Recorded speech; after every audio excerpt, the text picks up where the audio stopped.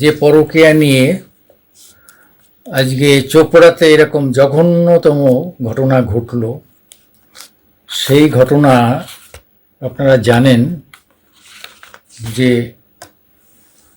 এই ঘটনাটা খুব সুপরিকল্পিতভাবে করা হয়েছে। কিন্তু আইনটা জানেন, পরকীয়া যে আইনটা সেটা কিন্তু সুপ্রিম কোর্ট সেই পাল্টিয়ে দিয়েছে, পরিষ্কার বলে দিয়েছে পরকীয়া কোনো কগনিজেবল মানে অপরাধযোগ্য ঘটনা না, মানে অপরাধ নয়। তার মানে আইপিসি সিআরপিসিতে এরকম এটা হয় না। তার মানে কারণ হচ্ছে একজন অ্যাডাল্ট মানুষ, প্রাপ্তবয়স্ক মানুষ, সেই স্ত্রী বা পুরুষ, তারা কি করবেন সেটা তাদের ব্যাপার। এটাকে যদি কারোর স্বামী বা স্ত্রী এটাকে অ্যাডাল্টারি দেখিয়ে বিচ্ছেদ চাইতে পারেন, তাদের পক্ষে এটা সহজ হবে। কিন্তু এদের বিরুদ্ধে 494 অর্থাৎ পলিগ্যামি, আগে এই পলিগ্যামি তখনও ওটা বেলেবেল ছিল, পলিগ্যামির মামলা হতো, কিন্তু এখন পলিগ্যামি কোনো মামলা নেই, পরকীয়ার এটা উঠে গেছে, 494 উঠে গেছে। তাহলে তোমরা এই ঘটনাটা ঘটালে কেন? হ্যাঁ, গ্রাম্য সালিসি কেন হতে যাবে? তার পাড়ার লোক, তার পরিবারের লোকেরা ঠিক করুক, তাদের আত্মীয় স্বজনরা ঠিক করুক। অনেক জায়গায় দেখা গেছে, আজকে থেকে না, বহুদিন বহু আমল থেকে দেখেছি, এই যে গ্রামের খাপ পঞ্চায়েত, এটাকে আপনার রাজস্থান হরিয়ানার খাপ পঞ্চায়েত বলে। সে খাপ পঞ্চায়েত তারা সব সময় কার বাড়ি, কার রান্নাঘরে কি হচ্ছে না হচ্ছে পরিবারের, এগুলো করত, এটা তাদের অধিকার ছিল। সেই খাপ পঞ্চায়েত মুসলিমদের মধ্যেও রয়েছে, হিন্দু মুসলিম সবার মধ্যে এই খাপ পঞ্চায়েত রয়েছে। কিন্তু আমাদের ওয়েস্ট বেঙ্গল অনেক উন্মুক্ত, অনেক শিক্ষিত এলাকা, এই জায়গায় হিউম্যান রাইটসটা অনেকটা স্ট্রং, উমেন রাইটস অনেকটা স্ট্রং, এবং আমাদের এখানে শিক্ষা দীক্ষার ফলে আমরা অন্তত এই ধরনের বিষয়কে এড়িয়ে চলি। কিন্তু বানতলা ধানতলা হিসাব করলে কম ঘটেনি, এখানেও এরকম প্রচুর ঘটনা ঘটেছে। মহিলাদের উপর আক্রমণ, ডাকাতদের আক্রমণ, পার্টির ক্যাডারদের আক্রমণ, বহু ধরনের ঘটনা ঘটেছে। চপলা সর্দারের গল্প আপনারা ভাঙড়ের আপনারা জানেন, সেটা নিয়ে কত হইচই হয়ে গেছিল, কি ভয়ঙ্কর হয়েছে। এই তৃণমূল লোকেরা কি ভয়ঙ্কর হইচই করেছিল।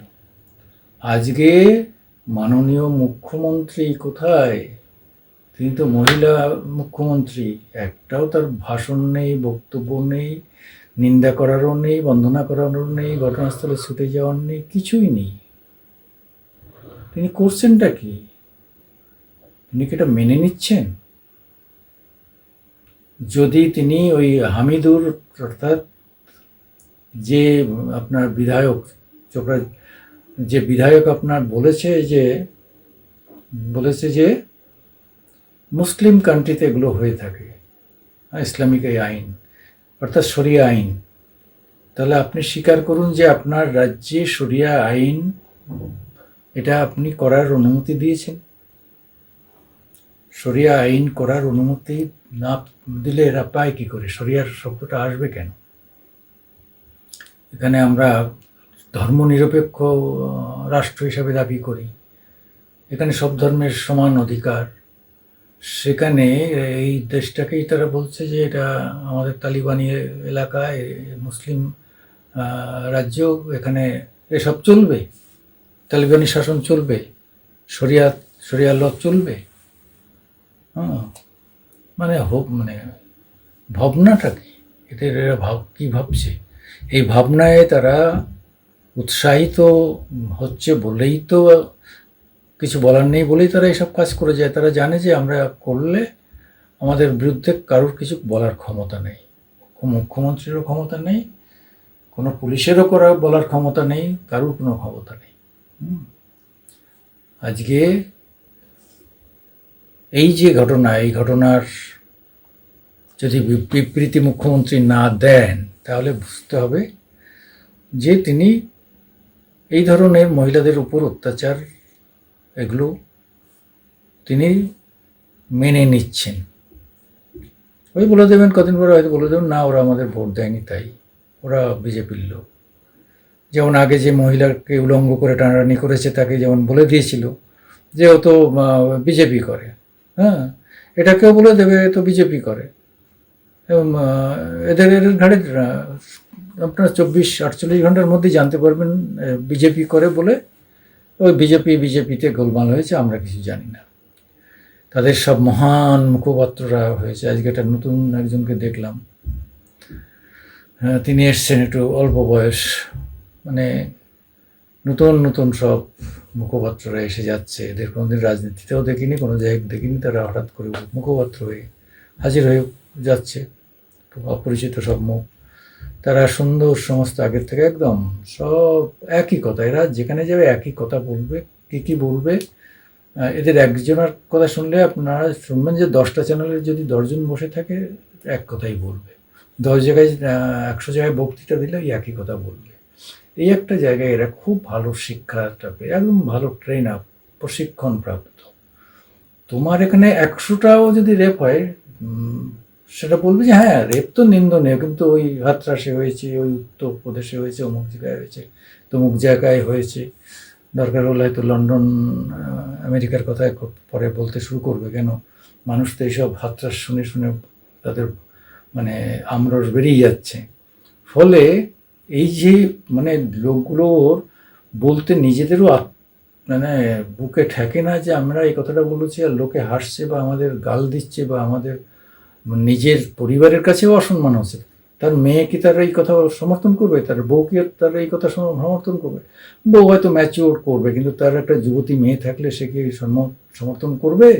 এই যে ডক্টর সেন বলছেন যা কথা, তার মেয়ের কাছে যে জিজ্ঞেস করুন, মেয়ে আছেন কিনা জানি না, মেয়েকে জিজ্ঞেস করবেন যে আমি যা বললাম তোর কেমন লাগলো, সেও সমর্থন করবে না। কিন্তু তাদের বলতে হয়, পার্টি দায়িত্ব দিয়েছে, এত বলেও তারা একটা এত দায়িত্ব নিয়ে বলেও কি স্কোয়ার মিটার সেন না কি যেন নাম, সেন তো রাজ্যসভার সদস্য হতে পারেননি এবার।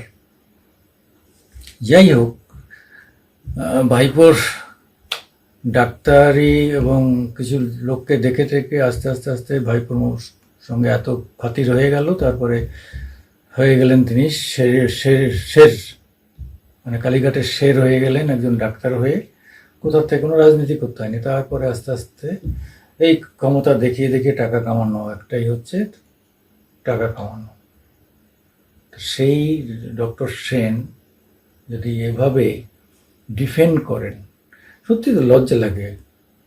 তারা ডিপেন্ড করছেন, কিভাবে করছেন, কেন করছেন, সেটা তো পার্টি জানে। পার্টি যা বলবে তাই করতে হবে, দল যা বলবে তাই করতে হবে, কিন্তু তারা নিজেরা ভাবলে কিন্তু তারা খুশি হবেন না।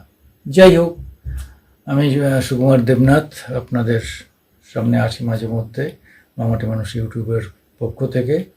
আমরা যে কোনোভাবে মহিলাদের উপর আক্রমণের নিন্দা করি, কাজে আপনারাও সবাই নিন্দা করুন এবং আমাদের একটু সাবস্ক্রাইব করুন, শেয়ার করুন, লাইকস করুন। নমস্কার।